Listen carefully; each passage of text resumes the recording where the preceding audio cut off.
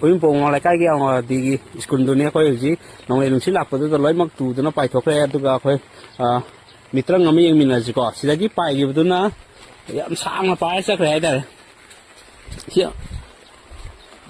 cái bài gì đó na yang mà thắc cái cái này sẽ lấy bài sẽ là cái súp chân là ta lấy đấy coi cái ra GSP sao qua mà lạc của mình mai mong gì qua thì phong thuốcอยู่แล้วนะsi mana ra phong thuốc bù cái bên này có si phong thuốc bù cái đó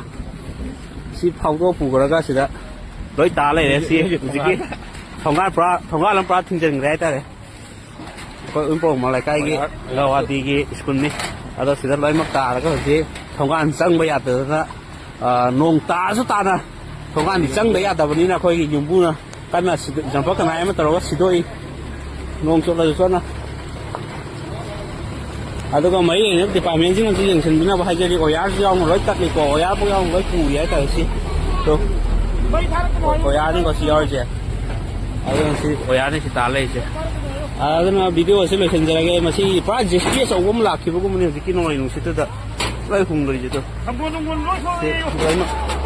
现在通关是用布那个嘛就把通关是把停下来个来着